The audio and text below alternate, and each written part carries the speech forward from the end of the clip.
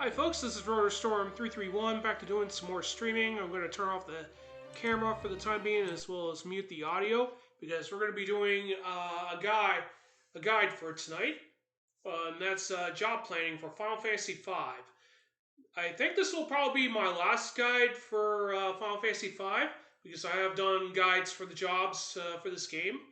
This guide's going to be mostly job planning. I should probably point it out right now, I don't have it scripted, so if I ramble, screw up on it, my apologies ahead of time. So this is going to be coming straight out of my mouth. Also, we got ads kicking in within 5 to 4 minutes from now. So once they do kick in, please stick around to continue to support the stream. And we'll be back within probably a minute or so after that. Anyway, I hope everyone's having a great day this Super Bowl Sunday. Of course, this is my final day of my vacation. Got extended today, but I'll be back to work. Of course, stream times will not change, of course. One of the things that I am going to be changing starting this week is the fact that any Final Fantasy games I do are going to be held on Fridays. So I will have other RPGs and other games played on another day off, but Fridays are going to be mostly the perfect time to do some Final Fantasy games. So most of them will take place starting this Friday, which is Valentine's Day, by the way. So anyway, today we're going to be doing a job planning guide of sorts, or how to best specialize your party without having to do a whole lot of effort. Well, I guess you could say that in a nutshell. But anyway, job planning is something that wouldn't come across most people's minds when they start off with Final Fantasy V. Most people just assume you could just master every job, and that's cool and all, but it really doesn't really do a whole much other than giving you a ton of abilities and auto abilities, etc. As a little recap, as I explained on Freelancer, mastering jobs has two purposes. One is to transfer the job modifiers from the job you master to your freelancer, and that also applies to the mime class once you do get it. And second, of course, is to get any auto abilities from that job to your freelancer and mime. So basically, job planning is basically we prioritize having our characters master different jobs to fulfill specific roles. Now, technically, any party member can do incredibly well with their jobs, as you can tell, and they could do just about as well as everyone else. But in Final Fantasy V, it's a little bit different, given the fact that some party members actually excel in certain stats, which is strength, stamina, magic, and agility. Of course, stamina in this game dictates your HP overall. So having more stamina means you have more HP. Magic, of course, governs the amount of MP you get per level up, as well as affects your overall magic damage and healing duties. And agility, of course, affects your ATB meter, which helps you get your chances to get more action. Strength, of course, allows you to deal more damage with your physical attacks, of course. So to go over this job planning, I do want to go over all 5 characters. Of course, I got this file already completed. So Galoof's not with us, but he stays with us for most of the game up until near the end of World 2, after the events have forced some more. I'm not going to go into full detail for story spoiler reasons. So after that part's over, you get Crowley, who takes over Galoof's place as the Light Warrior of Earth. And all 5 characters do have specializations. Bards will always be your strongest physical attacker. And of course, if you count any of your strength modifiers, it'll go up anywhere between 64 or higher in general. Lena is your best magic dealer in terms of magic, so it's best to give her all of your best summons and black magic for the most part, and she can do well as a healer as well. Kirli, who takes over Galoof near the end of World 2, has the highest agility of the playable party members. So she's actually the fastest, and has the second highest magic stat in the entire game. Ferris, of course, has no real strength. She's more of the jack of all trades, having pretty much even on strength, agility, and stamina. I mean, not agility, strength, stamina, and magic. And she has the second highest agility in the entire game. Glue Food, we do not have with us, has the highest stamina and has the second highest strength mod starting stat next to Bart's. So basically, Gloof will have the highest amount of HP for all intentions and purposes. So basically, let's just say if you're not really aiming to go for max stats, which is mastering Monk, Summoner, and Thief, there are other options you can consider to go through, and that really counts towards whether or not you want to have your party members prioritized as either warriors, mages, or even specializations, or specialists, I should say. Each Most of the jobs actually fall into categories. Uh, for people that are going through the warrior route, they'll go through the knight and monk through the wind crystal jobs, um, mystic knight and berserker for water class jobs, ninja and ranger for fire crystal jobs, and dragoon and samurai for the earth crystal jobs. Magic has for mage routes, you basically have black mage, white mage, and blue mage from the wind crystal jobs. You got time mage, summoner, and red mage from the water crystal jobs. You got geomancer for fire crystal jobs. Specializations are basically jobs that don't excel either in magic or strength, but they specialize in giving you certain abilities or other methods that could help contribute to the party in some manner that doesn't require fighting, but it can be very useful. These specializations involve the thief job from the wind crystal job, um, basically bard and beastmaster from fire. Of course, if you want to count mime and from water crystal, that can also be a specialization job as well. And then, of course, you got dancer and chemist from earth. It's kind of hard for me to classify freelancer because that could actually do all three of those things. Mime can also do it somewhat, but I get the feeling it's more of a specialist job, so I'm not really sure what to consider with mime. But technically, it runs pretty much the same way as freelancer. Only your equipment options are kind of limited to everything you see here, whereas freelancer can wield just about anything. So basically, with job planning, what your goal is that you want to master jobs to not only get the ideal stats for your party member in question, but also what route you want to consider putting them. Like if you want to put them in warrior, mage, or specializations, you do need to consider putting those things into aspects for that. Not to mention, you do want to have some of your warrior characters do master some magic in general, so they can pitch in as backups or have specializations that could be useful in combat in certain situations. So we're going to go over those right now. Usually I make Bart's a warrior. Now before I go over this, aside from Monk, Summoner, and Thief being our go-to max stat modifiers, there are second and third options to consider. If you want strength options, and you don't want Monk's counter, you can also consider getting Knight or Berserker. Knight has the second highest strength modifier, whereas Berserker has the third highest modifier. Berserker has the second highest stamina modifier, whereas Knight has the third highest modifier for stamina. Of course, for magic, you'll have Black Mage for 31 magic modifier when you master that job, and Time Mage and Geomancer are tied for 24, which is the third highest magic modifiers. For agility wise, you got outside the Thief, you got Ninja and Mystic Knight that tie for second place with 14 agility. Ranger has a distant third of 13.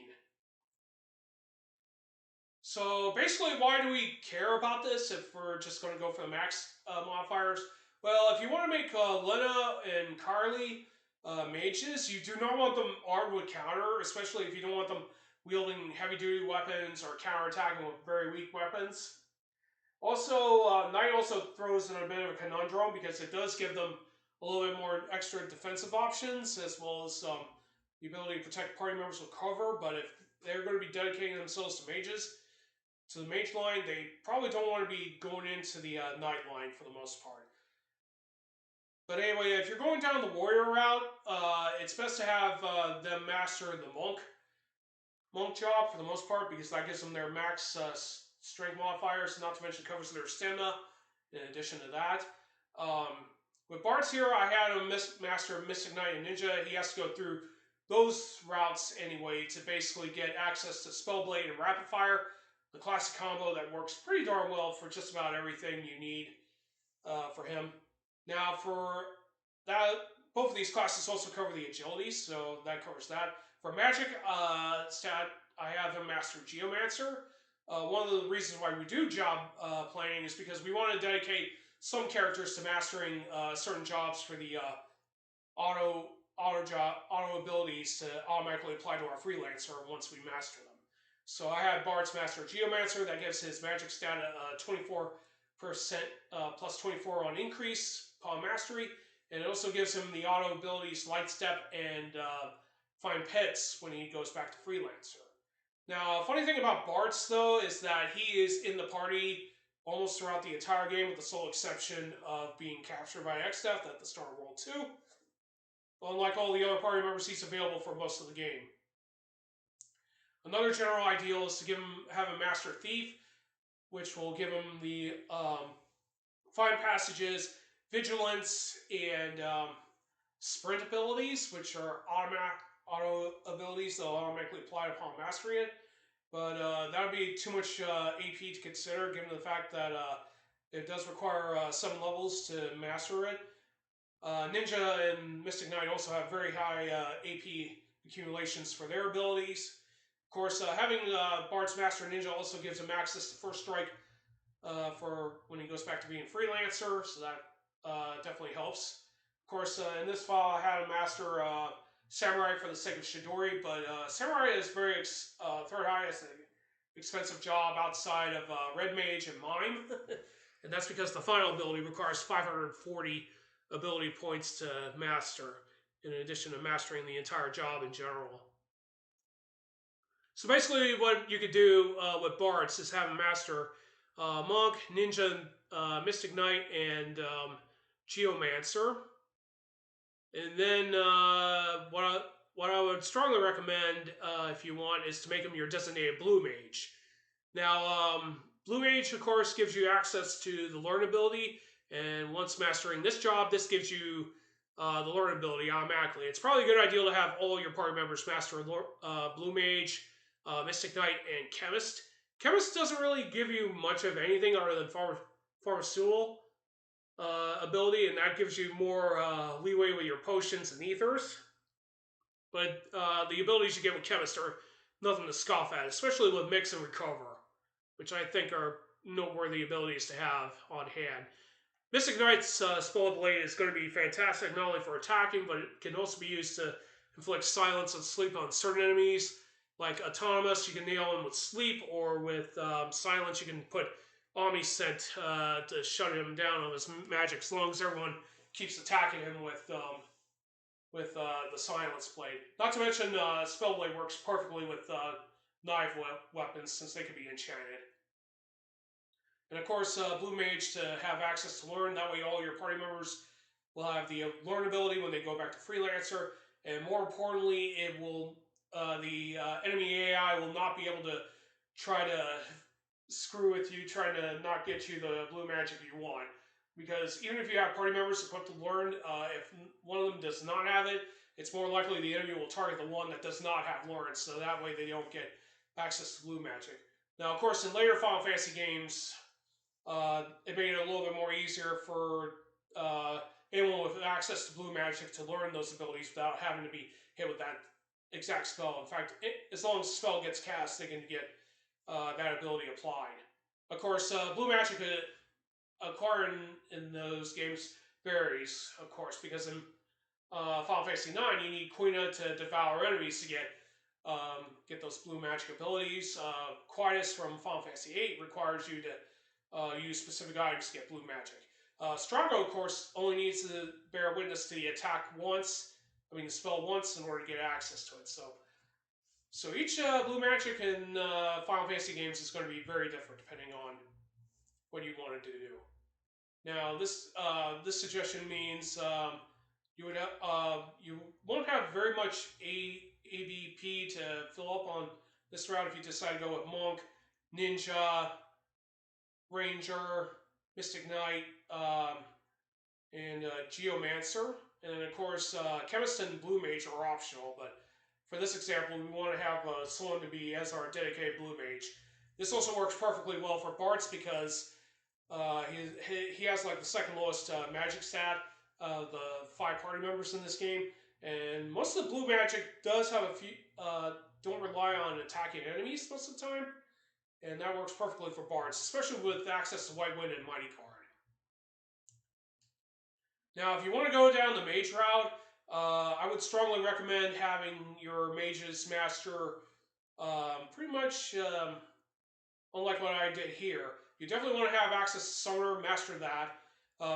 For strength and stamina modifiers, I recommend getting Berserker mastered. This is because Berserker does not have any auto abilities applied to your character upon mastering, unlike Monk and Knights. So this makes it a very safe option for mages in general. Now, of course, you don't have to do what I did on my file, and that was master Black Mage and White Mage. You can get those spells up to level 6 and keep them. Time Mage is optional, assuming if you want to carry the ability to break rods on other jobs, but you only need up to level 6 with that as well. But technically, of course, you do need Red Mage to be mastered because you get the Almighty Dual Cast. You also want Mime to be mastered because that actually syncs very well with most your mage abilities. Definitely a must-have. And for protection, I would strongly recommend your mage's master Samurai for the most part. This gives you access to the auto ability Chidori, and that will give them a 50% chance of avoiding physical attacks. So this is actually a pretty good defensive ability for mages. It's kind of like the polar opposite of having Monk mastered, which you get counter. But with Chidori, you can avoid attacks instead. Very good if you're going to go through the mage route in general. But yeah, I did have her master Thief to take advantage of having max agility. But of course, you don't really need to master Mystic Knight. But if you do want to have one party member dedicate themselves to a Thief, it's probably more recommended. That way they don't have to accumulate so much ability points. But of course, the mage route does have a huge amount of ABP to require to accumulate for the recommended jobs because all of them are very expensive. But then again, that's just about every job in general when you combine multiple jobs together. But yeah, you can definitely for Lena, I would strongly recommend making her your go-to summoner in Black Mage. So aside from Summoner, Berserker, and either Mystic Knight or Thief for the agility, I would definitely have Lena master Black Magic up to level 6, and master Summoner all out, master Red Mage, even though that'll take forever, but getting dual cast is pretty fun to have. And of course, for optional ones, make sure that Lena masters Blue Mage for Lauren, Chemist for Pharmaceutical, and of course Mystic Knight for the Spell Blades, because those I would strongly recommend having those. Now, for mages, though, getting access to the Ninja's Throw is actually pretty good because you can use Elemental Scrolls, and those are actually Aga type spells that you can cast on enemies. So definitely a good. That's definitely a good pick right there to use if you want to get some additional elemental damage, not to mention water damage for the most part. Now, Carly is pretty unique because she's basically takes over Galoof after he passes on, and you're pretty much using Galoof for most of the game up until up until the point where you take over as Corelli. So basically, most players when they start off, they'll usually have Galoof take a more physical route since he's more of a physical attacker. But Kirli faces a big problem if you do that because she's more geared to magic as opposed to physical fighting. So basically, with Galoof, you want him to start doing the opposite, and that is to have him prioritize magic to get all of Curly's abilities and jobs mastered for her for when she joins up ultimately. So in this situation, I would make her and Galoof the go-to thief. This will ensure that our whole party gets access to the thief's vigilance, find passages, and sprint abilities when they're freelancers. And of course, the same lineup goes the same with Lena. So we're going to definitely master Berserker, Sonar, and Thief for the recommended stats for our character. Thief, of course, to get all the abilities. We are going to have our master Samurai to get access to Shidori. We also want Mystic Knight for coverage on Spellblades. Blue Mage to get access to Learn. Red Mage to master Dual Cast.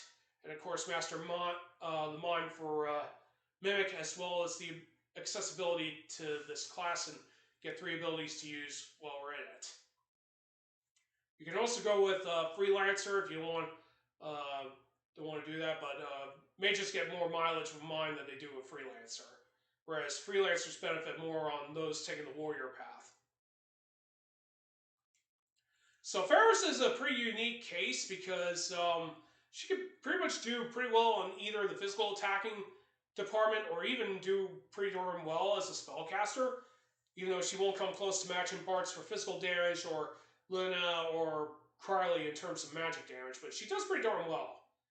And she does pretty darn well on specializations, in my view, but she can do any role pretty darn well. So usually what I do is have her as a backup warrior and have a few specializations mastered. So like Bart's, I'm going to have her master Monk, going to have her master Ninja, Mystic Knight for the agility. But instead of having her go down the Geomancer route, I'm going to have her master Black Mage as a secondary Black Mage user. Because with Kirli, I'm going to have her go as a White Mage for the example. So this makes Ferris our go-to Black Mage user for backup.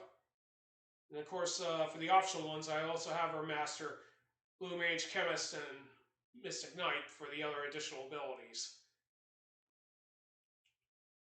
Now, of course, if you do want to challenge Omega, it's probably a good idea to have three of your party members master Bard for the sake of getting access to Romeo's Ballard and use that to immobilize him while Bart's with Rapid Fire Spellblade destroys Omega in the meantime. But technically, Final Fantasy V does give you a lot of good options. You should have at least 1 or 2 party members to act as your mixer. In mixing, once you learn all of the appropriate combinations, will serve you very well. Especially Dragon Power, which will increase your party members' levels on the user that gets it. And there's a lot of other things you can do with mix in general. Now, of course, you can have someone be designated as a Beastmaster as well if you want to do capturing monsters. Of course, if anyone's going to be doing that route, it's also recommended they master Blue Mage and Time Mage as well, just to get access to Blue Magic's not only Blue Magic but Check and Scan.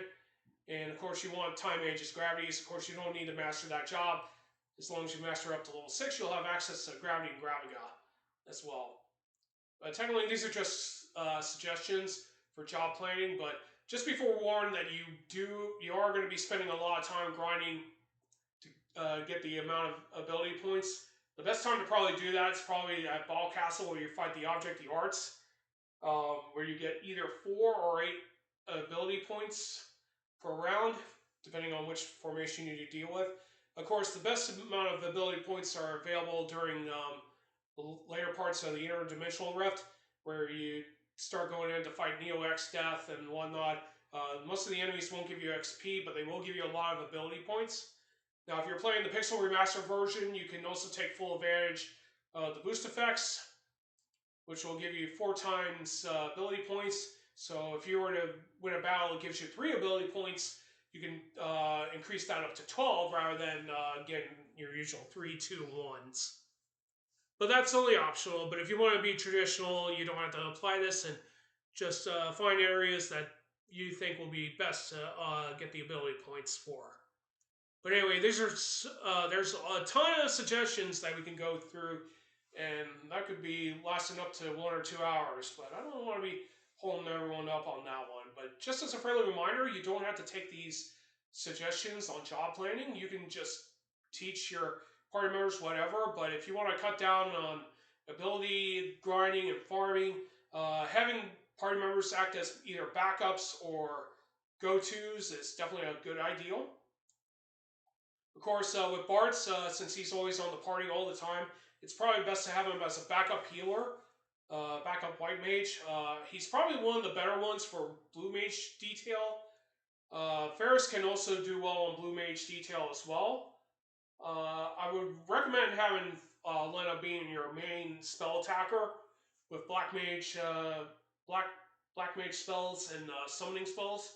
Kirli should probably be your buffer and healer with time magic and white magic in general. So it's probably a good idea to have her take up those roles. Or of course, if you want her to take up as another black mage option, she could do just as well as Lena. But technically, this game does give you a lot of freedom as to what roles you want to assign your party. But job planning is definitely a liberating thing if you don't want to master all the jobs, but have your parties function in certain roles. Of course, you don't have to have Barts and Ferris as warriors. You can definitely have them as pure mages and reverse those roles to Lena and Crowley as well, if you want. But this game definitely does give you a lot of freedom as to how you want your party members to operate and do well in their respective roles. But anyway, I'm going to go ahead and call that in for tonight on this guide. And this will probably be my last one for Final Fantasy V. So if you enjoy most of the guides and content that I put out, feel free to hit a follow on this channel, as well as subscribe to this channel, as well as my YouTube channel. Be sure to follow, sub, and on that as well. And I will catch you all tomorrow. This is RotorStorm 331.